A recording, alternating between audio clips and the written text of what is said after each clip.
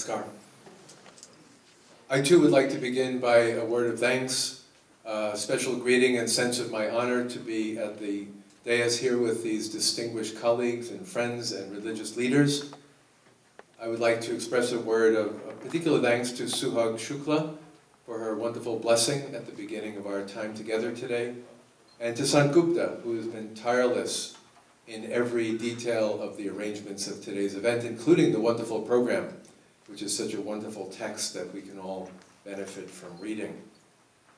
When we take up this large topic of Hindu-Catholic relations, Hindu-Catholic collaboration, I think today I would like to express it on two different levels. One begins with the broad sweep of history. For we know very well that the Hindu-Catholic relationship is not just beginning. By tradition, Thomas the Apostle, one of the original followers of Jesus, went to India in the very earliest years of Christianity. And we know for certain that more than 1,000 years before the Portuguese came to Goa, there were Christian communities in India. A long history. And then came the Portuguese, and then came the French, and then came the British. And all kinds of back and forth in the larger historical context.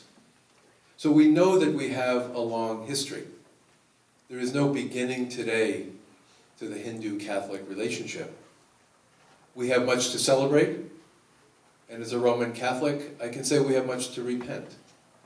That there were many difficult moments in this history. The colonial period was very difficult. Many things were said and done that should not have been said and done. And there are many urgent reasons why we need dialogue, not to forget the past, but to be honest about it, to forgive, and to move on. We're also aware, I think today, as was so physically evident here, that when we talk of Hindu-Catholic dialogue, we're not simply talking about something that happens in South Asia or India. This is a global phenomenon, and that the billion-plus Hindus of the world and the nearly 2 billion Catholics of the world have so much in common, so much need to work together on every practical issue, every religious issue, every social issue, every spiritual issue. This is a moment for us to come together. It's not by accident that the title of the document that we're really marking these days, Nostra Aetate, simply means in our time, in our day and age. And I think when we look back and realize we have the 2,000-year history, the question is, now what? What do we do today? And when we think of this, we can celebrate as Roman Catholics with a certain sense of gratitude, and hope that this is also a day of joy for the Hindu community, that Nostra Aetate tried to change the relationship among religions. There are so many beautiful passages, I quote a few in my piece in the book that you have before you, where the Roman Catholic Church is saying, today we realize we are human. We realize that we share one divine mystery. We realize that the great human questions of the meaning of life and death are meanings and questions that we all share. And so the Roman Catholic Church says so beautifully in Nostra Aetate, therefore today, when we look upon the Hindu community, we are happy and honored to affirm, to esteem, to respect and welcome all that is good and holy and true in the Hindu traditions. Yes, we as Roman Catholics see everything through the eyes of Christ. We see Christ within, Christ around us, Christ in all people, Christ everywhere. But I think we learned at Vatican II that Christ does not come to divide and conquer, but Christ comes to bring us together. And that the light of Christ shining in the world, as we believe as Roman Catholics, is a light that enables us to put aside darkness and to see our brothers and sisters more clearly. We come to a point where we can realize that we don't need to live in darkness. We don't need to live in fear. We don't need to somehow put each other at odds and say we're in competition. We'll be bigger, you'll be smaller. But the joy and the light of Christ enables us to affirm whatever is good and holy in the Hindu religious traditions. If you read that document, Nostra Aetate, it says so many beautiful things so briefly about the Hindu tradition.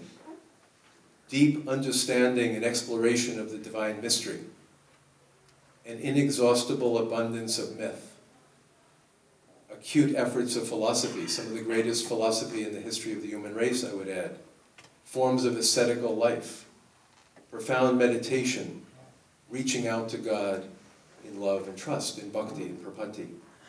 So many beautiful things the Council can say so briefly. This is what we see and honor in Hindu tradition.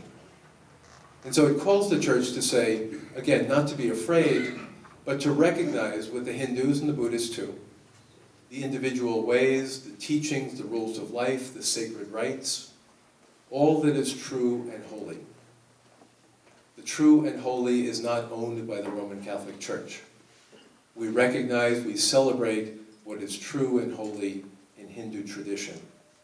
The ways of conduct, the ways of life, the precepts, the teachings of the Sanatana Dharma, the traditions to which you belong.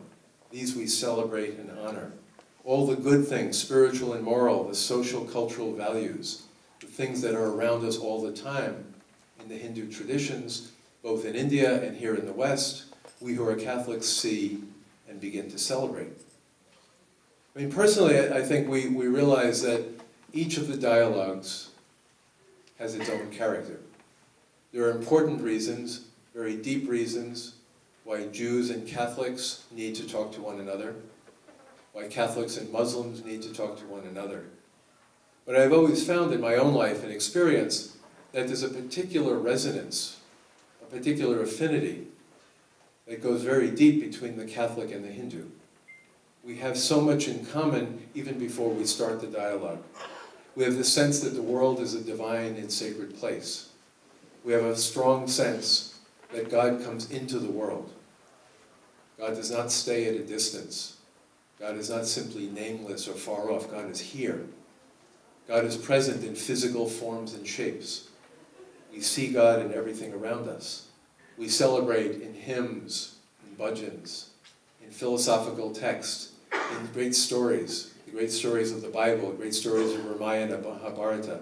We celebrate the great stories of God's action in the world, and we believe in our own ways. If you go into a Catholic church, one of those Italian or Irish churches in Boston, and you see all the saints and all the images of God, and how often do we understand and appreciate when we go into a Hindu temple, I'm at home here too. The ways in which we realize and celebrate the divine presence overflowing from one temple to one church and back and forth. We who are Catholic have things to learn. In particular, I've always been fascinated by the goddess traditions of Hinduism. We have the Virgin Mary. We have our great traditions of love of Mother Mary in Catholic tradition. But I'm just thinking of the holy space that is above us here. When we think of Durga, the great goddess, Santoshma, Saraswati, Gayatri, these wonderful female Shaktis, these powers of the divine, that in some way you might say, oh, that has nothing to do with a Christian, nothing to do with a Catholic.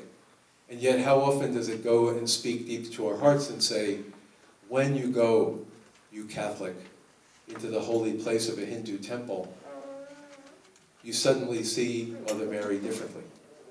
You suddenly see that there's a resonance here. We're never going to say the same thing or believe exactly the same thing or use the same words. But the Hindu and the Catholic, almost as if for a very long time, have some recognition of one another and a sense that we belong together. I could go on in this level, but I said there were two sides to what I wanted to say about the Hindu and Christian coming together. And in the brief second part of my comment, I would just say that personally, it's almost impossible to think of my own life without thinking of the Hindu. When I was a young man, I finished college at Fordham University in New York in 1973. And I was a young Jesuit. I was already a seminarian at that point. And I had this instinct that we had to do some teaching as young Jesuits. And that rather than stay in New York City where I was, I asked, can I go to India for my teaching? And I knew very little at that point. I had great respect for Mahatma Gandhi. I admired Mother Teresa, her work in Calcutta. But I had a sense that that's where I wanted to go. I ended up instead in Kathmandu, in Nepal, St. Xavier's School. All the boys I taught were Hindu and Buddhist. But from those years on, I have such vivid early memories. Going over to Pashupati Temple, going out to the Dakshin Kali Temple outside the valley, hearing bhajans being sung by the boys early in the morning, celebrating Shivaratri, Diwali in Kathmandu Valley. These were profound experiences on me when I was a young man.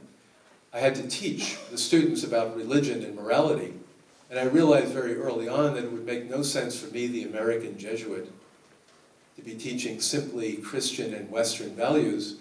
So I started, in those days, there was very little photocopying in Kathmandu, typing out long passages from the Bhagavad Gita. And I gave the Gita to my students. And I gave it to them because I realized that how could I teach them unless I learned from them? And indeed learned with them that the Gita was for all of us, and that the Gita opened up a possibility for us. I loved, again, going to the temples. I loved being in the holy places. I loved the festivals. And so when I finished my time in Kathmandu, I came back, I was ordained a priest in 1978. The father in charge asked me, well, what are you going to do now that you're a priest? Now, being a Jesuit, we're always unpredictable. But I asked, well, what I really want to do is study Sanskrit.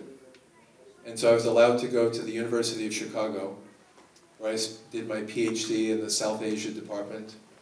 I was also happy to have the opportunity there to study some Tamil. A.K. Ramanujan was my professor there of Tamil. I was able for 5 years to simply read, reading Mahabharata, reading Ramayana, reading Gita, reading Shankaracharya, reading Ramanujacharya, reading all these wonderful texts of Sanskrit tradition, and then most beautiful of all, the Divya Prabandham, reading Namalvar, reading Andal, Tirumari Alavan, and so on, these wonderful, wonderful saints of Tamil tradition. And I realized that the deeper my own Catholic education, my own Catholic imagination was going, because I always found that my study of Hinduism, like going to India, I've been there 15, 20 times now, always has made me a better Catholic. But that it always required going with some respect, more than respect, some love and humility, willingness to learn back and forth with the Hindu traditions. So back then I was studying Purva Mimamsa and Advaita Vedanta. Now, some 40 years later, I've just been reading some of Namalvar's Tiruvrittam, very difficult love poetry based on Sangam poetry. I'm also reading some more Mimamsa texts. So no matter how busy I am and no matter what I'm doing, both as a priest and a professor at Harvard, I'm always finding new ways to learn from Hindu traditions because it's become part of my life. Now you can say, well, that's just Clooney. What difference does it make on the larger world scale? But I said it's important for us to keep the two sides of this together. Again, the one side is the vast sweep of history, from the beginning of the world, from the first time that Thomas the Apostle perhaps set foot in India, through all the ups and downs of the last 2,000 years to here today, the global scene that we're marking and celebrating. But I think if we had enough time, we could go around the room and all of us would tell our stories. We've already heard some elements of this, how it is that those of us who are Catholic have been deeply touched by the Hindu, and how those of us who are Hindu have been deeply touched by the Catholic. And that these individual stories, of which mine is just one example, help us to realize we can do this, we can have dialogue, we can work together, because we're already doing it. And as you see here, here's the Catholic priest, definitely a Catholic priest up here. But I'm a Catholic priest who's been studying Hinduism for 40 years. I've been to so many temples. One of the high points today will be to visit upstairs in the holy shrines. And that if that's what a Catholic priest can be like in the year 2015, and so many of you who have other stories you can tell about how Catholic has helped you to be better Hindus, then we can say, we can do this dialogue, we can work it out together, because we've been doing it for a very long time. It is in some ways a matter of politics, in some ways it's a matter of the necessities of our social condition, it's the necessities we face up to in today's world. But I think we're here today because we're also spiritual people. We're people who believe that we're on the path to God. We practice sadhana, we practice our meditations, we want to see God face to face. And I think therefore we realize that we have this work before us. the dialogue, as something that's needed in the 21st century, but also something that God is calling us to. As the Congresswoman put it so beautifully, praise to Jesus Christ, praise to Sri Krishna.